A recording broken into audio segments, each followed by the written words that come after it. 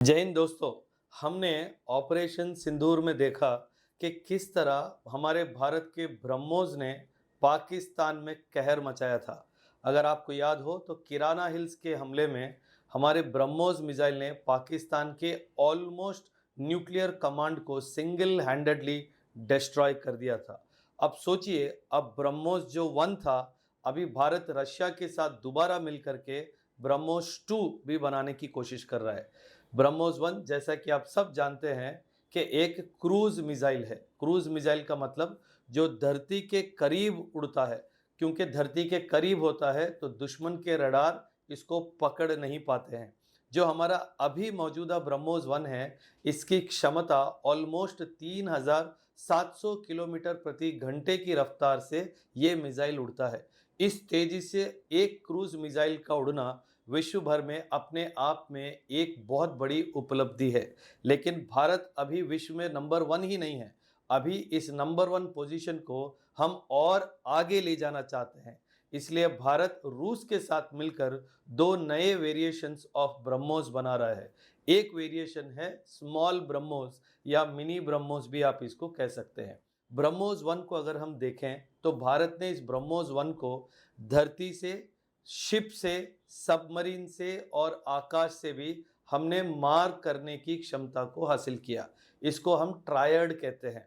मतलब मिसाइल दागने की क्षमता में भी हमने ट्रायड की उपलब्धि को हासिल किया।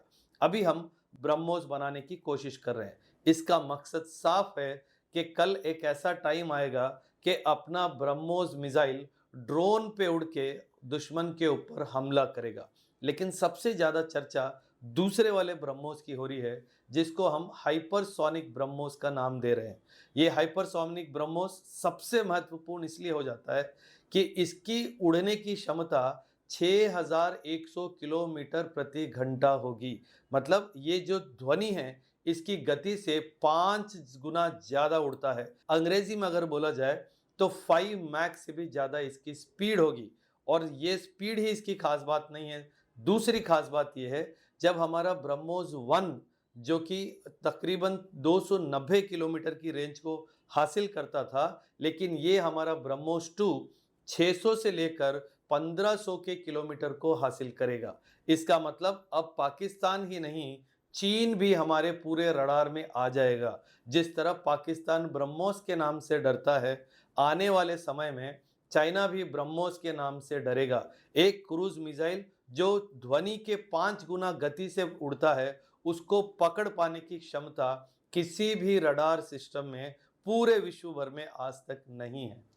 ये अगर सच होता है तो मान के चलिए, पूरे विश्व के मैप के ऊपर हमारे भारत देश का नाम सबसे ऊपर होगा as the only country which has the cruise missile that flies at the speed of 6100 kilometre per hour. इस बात पे जो भारत के वैज्ञानिक है, जो रशिया के साथ मिलकर काम कर रहे हैं, उनके लिए एक ग्रैंड सल्यूट तो बनता है। जो भारत ने ये कदम लिए हैं, अगर आप देखें पिछले 5-10 सालों में भारत एक आत्मनिर्भर देश बनकर उभर रहा है।